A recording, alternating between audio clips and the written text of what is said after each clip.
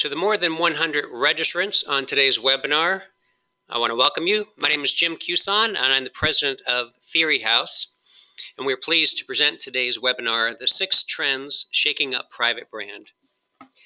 As the screen in front of you suggests, we are the agency built for retail. We work with retailers and manufacturers to develop brands that connect with shoppers and build sales. It is my pleasure today to introduce you to Christopher Durham, the host of today's webinar. Many of you know Christopher as the publisher of My Private Brand. This influential blog, which he publishes daily, generates more than 1.2 million page views each year from more than 70 countries around the world. Christopher joined Theory House last year as our Vice President of Retail Brands and has a remarkable knowledge of all things private brand. A couple of housekeeping notes. All the attendees on today's webinar will remain muted throughout the webinar. But please feel free to type any questions into the question dialog box, and Christopher will answer them in the allotted Q&A period at the end. And I certainly invite you to reach out to Theory House if we can assist you in any way. Can I ask that someone just type into the question box and let us know that you can hear the audio just fine? And with that, I am going to introduce Christopher. Good afternoon. As Jim said, this is the webinar for the Trends Shaking Up Private Brand. So this is where I always like to start. It's generic, it's beer, it's what my great uncle used to drink sitting on the couch, and it's what most people think of as the beginning of private brands. Honestly, it's not really true. It's been around for decades and decades, going well back to A&P and Walgreens in the mid-1800s. But today we're going to talk about the future, not the past. So my past, however, is a memory of private brand that's distinctly different than that generic beer. This is my grandfather, Eugene Brothers. We spent a lot of summers with him in Anderson, South Carolina, and he was a man who loved tools. He was a man who honestly loved Craftsman. He had a Craftsman lawnmower just like this that I can remember watching him day after day, week after week, cutting the grass and just wanting to be big enough to ride around the Craftsman lawnmower. He actually passed away a few years ago. And when he did, the first line in his will was who got all of his Craftsman tools in his garage. So the question for you today, and it's really the question of all the trends, is your brand powerful enough to be left in a will? Is your brand powerful enough to get a 60-year-old guy to go to the mall to buy it? Because that's what Craftsman's still doing.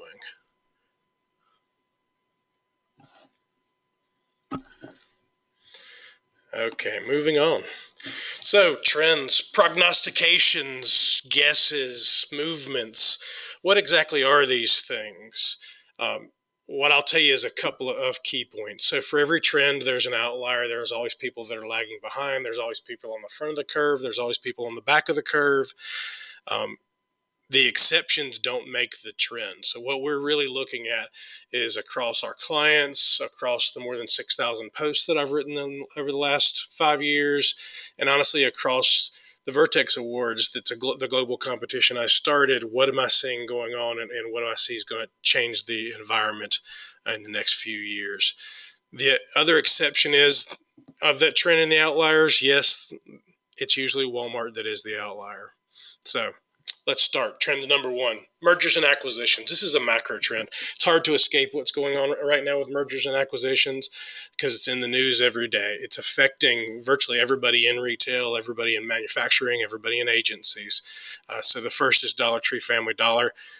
This is actually in our backyard and one of our clients, so can certainly speak to it. The recent announcement that they would form what will be the largest dollar chain impacts their private brands dramatically. We don't know how yet. But the odds of them being able to consolidate, to optimize, to create new are extreme, and it will impact virtually everyone out there. The Safeway-Albertsons merger, the same sort of thing. Actually, Safeway just announced they would be moving some of their organic products into some of the Albertsons-owned banners with Jewel. Office Depot, Office Max, another one of our clients. A lot of work around the consolidation going on down there, closing offices in Napierville and moving to Boca over the last few years. And then, of course, it happened again. So Office Depot and Office Max is now Going to merge with Staples. Again, we don't know what will actually happen. What we know is it will have a huge, huge impact on what's moving forward with private brands in the office channel. And the most recent, Delhaize and Ahold. It hasn't been finalized yet, but virtually every major newspaper, every major business journal is talking about it. The merger of two, honestly giant European grocery players with significant store counts in the U.S.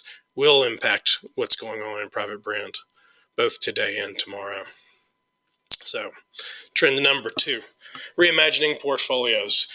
This really flows as much out of the mergers and acquisitions conversations as it does out of the ability to differentiate and really win in market. So where private brands been traditionally has been this, exactly what you see on the screen today. It's Cheerios. It's here's my version of Cheerios for 30% less. It's national brand equivalent, as we're just as good as better for a lesser price. It's been about margin. The conversation's always been about margin, and that's not going to go away. But the conversation evolved to also be about penetration. So how can we expand and make more margin?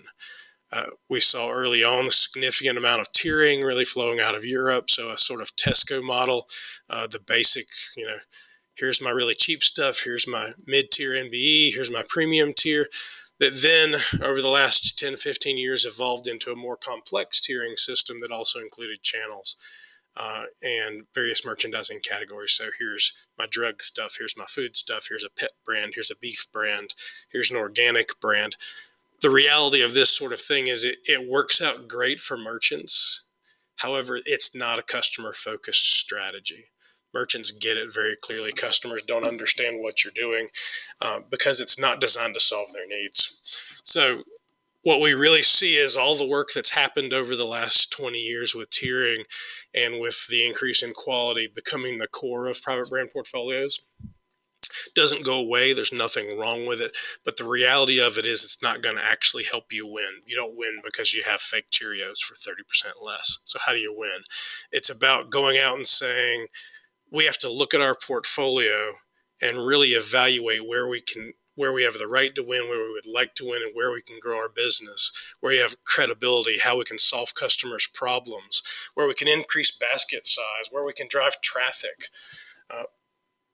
Determining the goals beyond simply margin for our brand portfolio and then assigning them to specific brands is causing a great deal of shift in the market. It's causing a great deal of consolidation as far as brands go, optimization. So retailers that at one time had 60 and 100 are moving to 8, 10, in some cases 1 or 2, and really focusing their energies on what they're doing and trying to win.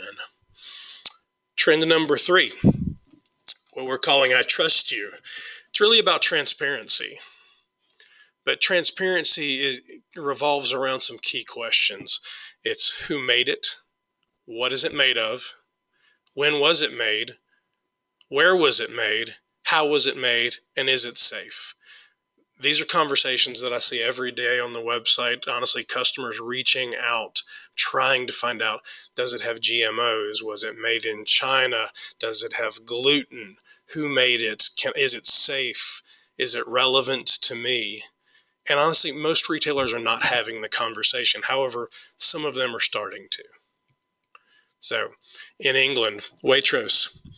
This is a line of beauty products that are pure. It's really going back to the basics of providing products that have ingredients that you can explain and understand. It's about purity. It's Archer Farms coffees, and they're actually doing it with a number of their products. If you go on their website, you can see videos around the producers of the coffee, around the coffee plantations that really talk about where the direct trade, where the organic fair trade are coming from, being very transparent about what they're doing. Mary Ellen Burris, the VP of Community Affairs from Wegmans, does a great job with a blog where she talks about what's going on with private brands. She talks about what's going on with the products they're selling. If they make a mistake and they pull the product and customers, talk to her, they've even added products back or they've changed formulations. The transparency issue here turns what was secrets into assets. So where it once was considered, honestly, a trade secret, it becomes a very, very valuable thing that you can build relationships and be more authentic. And of course, Amazon. So Amazon Elements launched, a couple of months ago, and honestly famously failed with diapers. And the point here was the diapers weren't a great product. They didn't work well. Customers told them they didn't work well. However, the proposition of the brand, the transparency, and the way that it was supposed to work was really, really doing well for them. So a customer could get this product, take a picture of the barcode, punch it in, and go find out where the product was made, where it was sourced, even in some cases the amount of miles it took to travel to get there. So the proposition is still good, but they have to deliver on the actual product. So transparency is not a fix-it. It doesn't solve all problems, but it can help you build your brand. The monolith is dead. Long live the monolith. Trend number 4. So Publix, early 2000s, Publix rolled out a white-based brand that honestly has become quite iconic. Everybody has chased them. They've followed them. They've tried to figure out how to do it, to have the personality and the execution that Publix has done. And honestly, most people have not. However, the reason it has worked for them is because they're really good at executing and they're good at the sense of humor. So it's followed out. And if you follow the trend curve for it, you saw Walmart in 2009 start to pick up the design, and really that monolithic design that was applied across all things, regardless of category, regardless of product, you could see rolling across the country. Walmart famously backed away from this sort of design, and I'll show you some examples in a little while, but they're not the first ones to do it. What we're starting to see is when it rolls out monolithically and it's not working well, it works very poorly. So this is the 2009 Great Value Sugar design. It became very generic, very almost cumbersome, and a bit embarrassing for customers. And honestly, Walmart backed away from it. So what has happened? What has happened is retailers like Araski in Spain.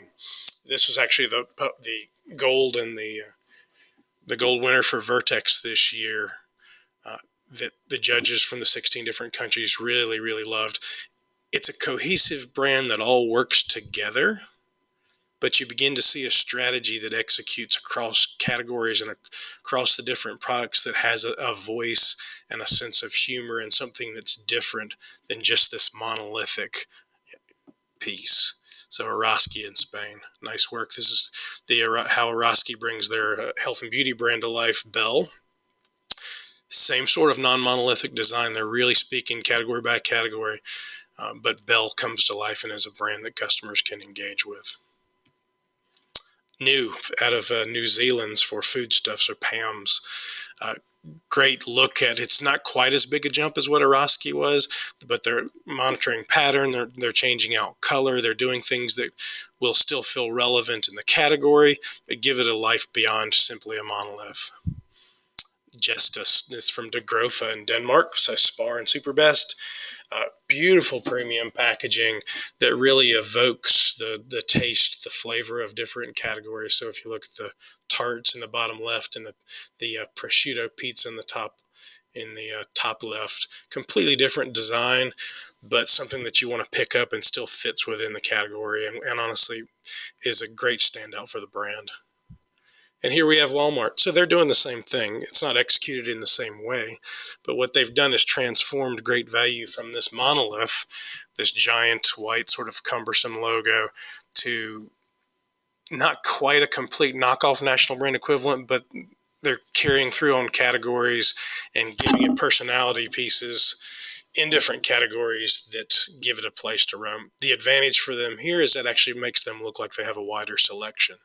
So the old white design had forced customers down a path where they felt that they had removed a lot of the selection, when in reality, most of the SKUs were still there. This increases perception of selection. Number 5, basically,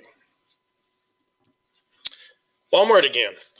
So last year, Price First was tested and began to be rolled out. Honestly, I was famously quoted by the Washington Post with some less than favorable comments about the brand. Obviously, this is such a literal brand and assumes that customers won't understand the mustard's 49 cents. The arrow's pointing down, price is first, not quality. This is really assuming that your customer can't figure out and down and dirty basic design. The fear at that time, or at least my fear at that time, was that this would force a trend to a neo-generic, a really down and dirty generic version of private labels that would reemerge. You've seen a little bit of that with some stuff that Dollar General's done, even Fred's, but mostly it hasn't. So what we've seen is places like Fresh and Easy and their basic lines for everyday soft napkins, bathroom tissue, do stuff with real personality. Still white-based design. It's still pretty basic, but it's not embarrassing. You wouldn't be afraid to put it in your cart or have your neighbor see you walking with it. Woolworths Essentials out of Australia, basic home products, but they're nice. They work. That you get it. Kroger with Psst. It's a funny name to say. Actually, it's pretty fun to purchase too, and customers have responded to it. There's a personality that's beyond just buy me because I'm cheap. So this stuff works. There's no reason to not buy it, but the brand reaffirms your decision and makes you feel a little better about it. Canadian Tire. Canadian Tire is such a unique retailer in Canada that we assume they're just a tire dealer, but honestly, they're closer to a Walmart, so a very large retailer.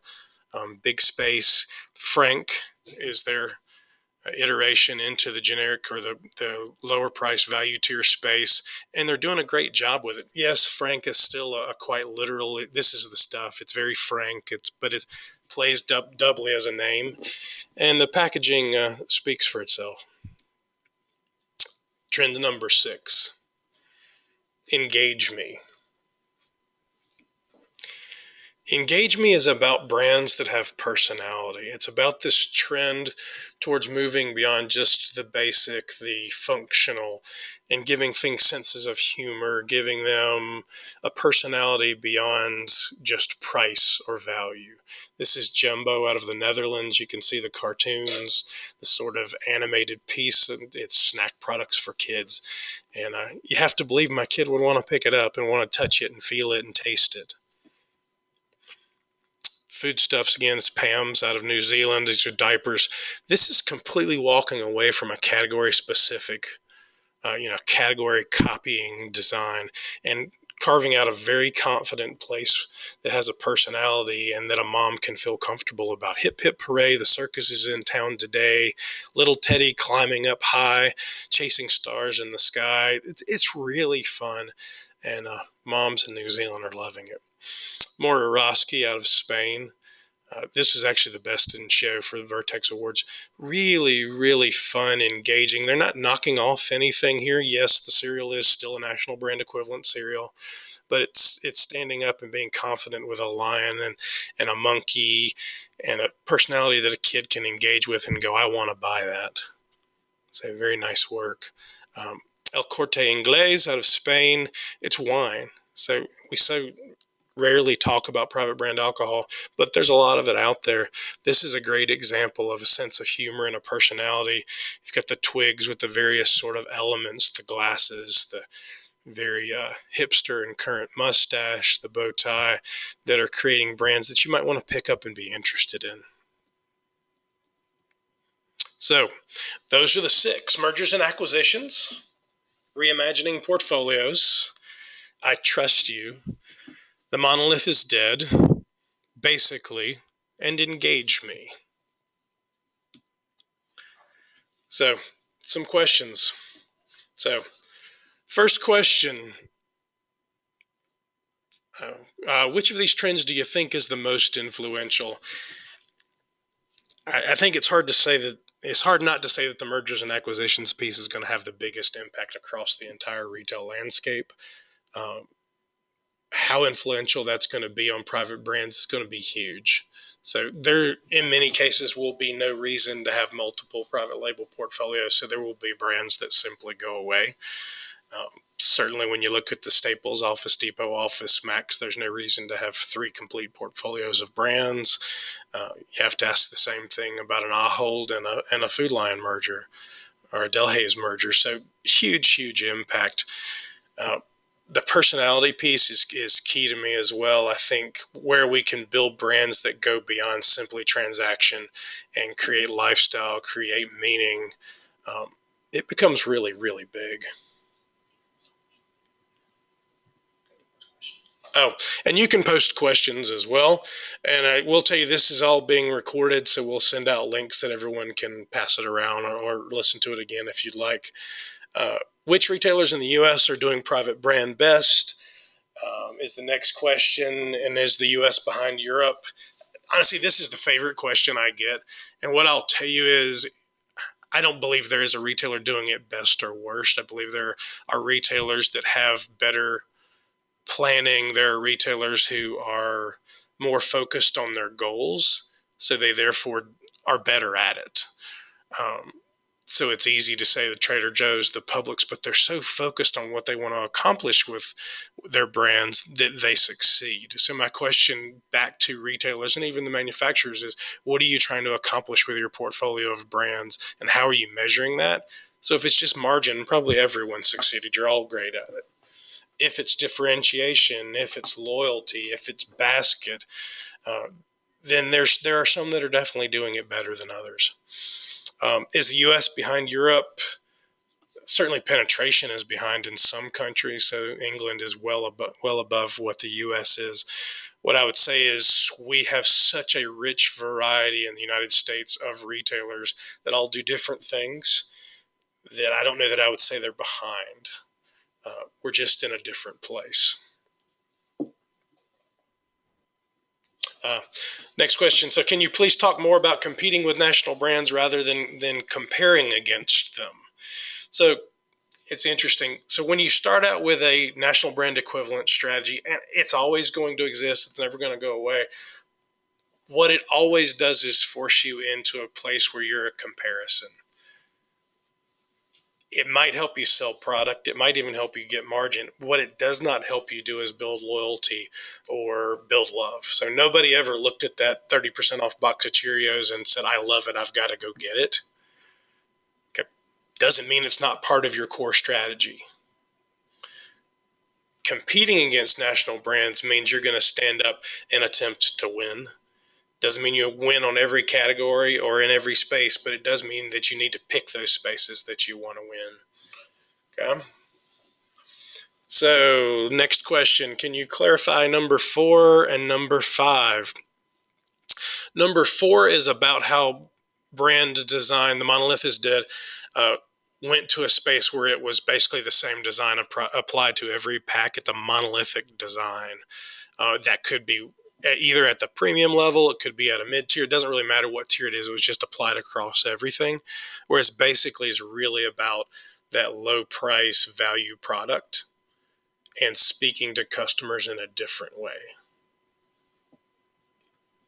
Gotcha. Next question, other than Amazon, is there anything interesting going on with private labels online or on mobile? Other than Amazon, well, how can you avoid Amazon? I think you have to say they're doing a heck of a job there. And they're doing a heck of a job mostly because they understand that their brands can do different things. The role of Kindle is a completely different role than Elements. Beyond that, there are lots of specialty retailers. So I love to look at the Warby Parkers of the world, the Dollar Shave Clubs of the world, and see what they're doing because they're very focused on winning. The big guys, I mean, even the Walmarts of the world are doing specialty things online. You just really have to dive deeper into it. So what do you see as the biggest impact on manufacturers is the next question. The biggest impact on manufacturers across all of this, of course, you start with the mergers and acquisitions. Some brands are going to go away. There's no way around it. Some brands are going to get consolidated. There'll be new brands created. So no matter how you do it, it's going to impact what you're producing, the packaging you're printing, and so on. Across the rest of them, what it means is retailers are managing their private label portfolios as brands, and they're taking more ownership of it. So in a world where we were just building labels and slapping a logo onto things, some brands may be like that, but some brands they may take complete ownership of, and it's a shift of honestly power. And it's going to be about learning how to work together on those things. What major health and wellness trends are you seeing in private label? So we mentioned the one for Waitrose around Pure. Also seeing a lot of stuff around natural and organics, and we're seeing the emergence of men's products. So Walgreens actually launched their Boots men's line first among all the Boots products. So I think there's a tremendous opportunity for retailers to use health and wellness and beauty, honestly, to differentiate. It's just going to be about being smarter and thinking beyond just the knockoff. So are you seeing any ethnic trends in private label?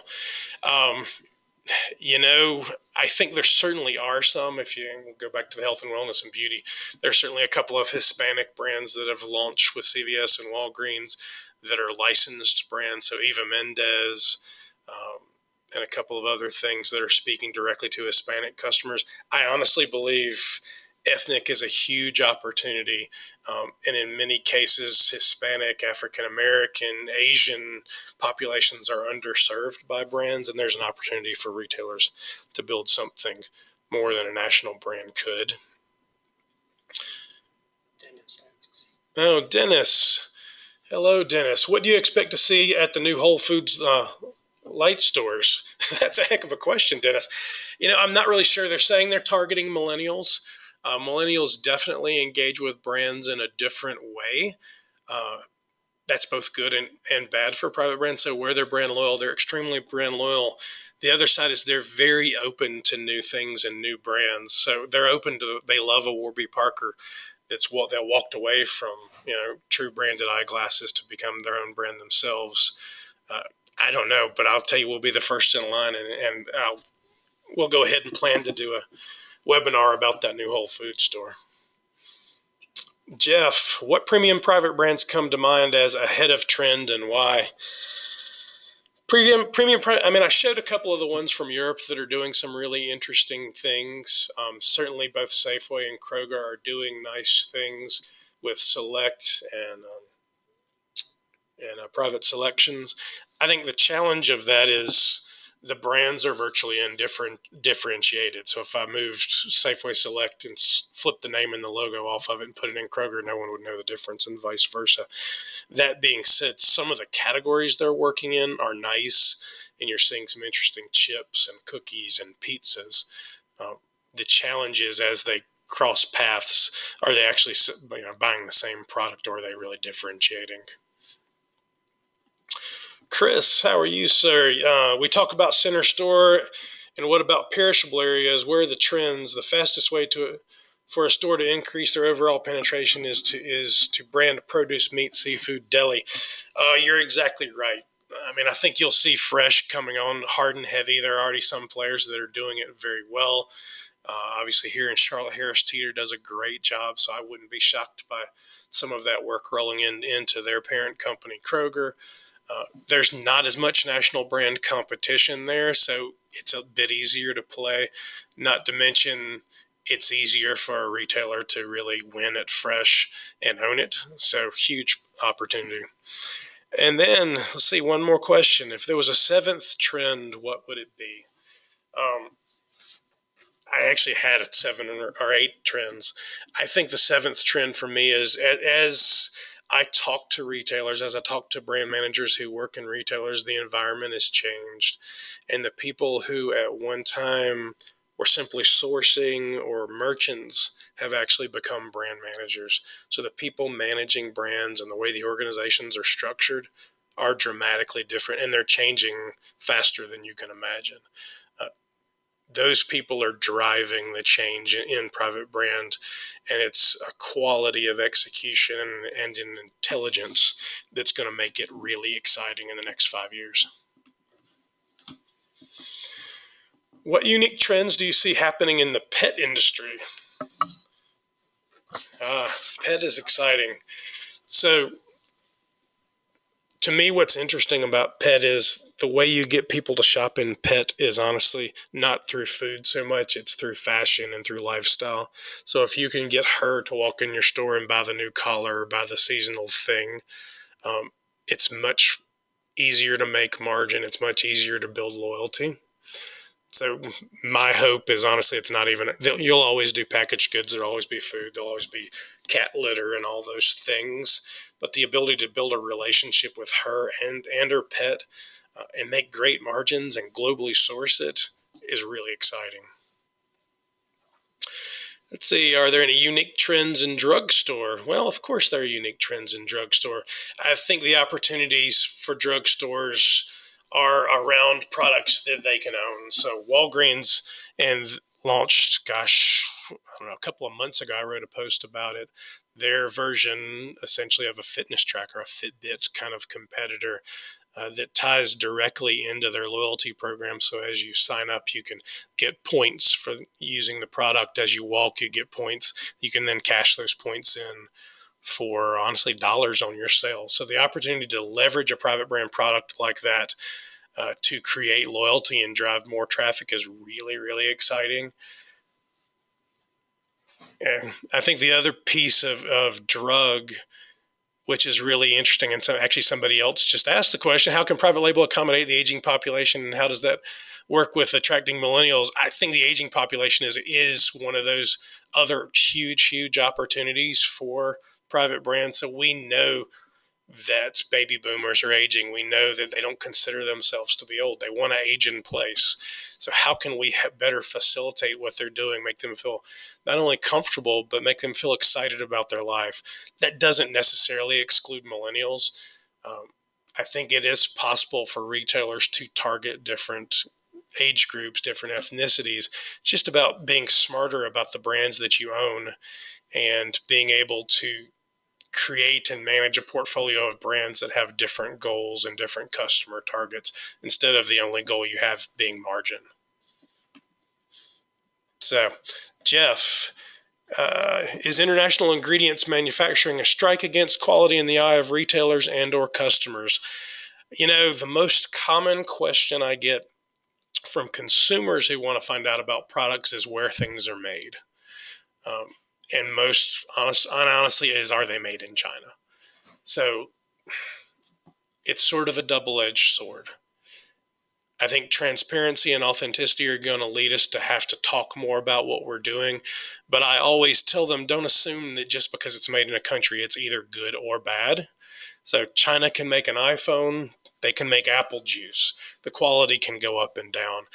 The other side is there's a tremendous amount of influence from international products, whether it's pizzas or ramen or what have you, where you actually get credibility from having ingredients and sources from other countries. So I think it's about being smart about how you go to market. Phil Fitzell, nice to talk to you, Phil. With increasing price of generic drugs, do you think there's an opportunity for private brand prescription drugs? Phil, I think private brand, essentially that's what generic drugs are. Do they need to be necessarily branded? That's a whole different economics conversation that honestly it's hard to say. But there certainly will continue to be the growth of generic and off-label drugs.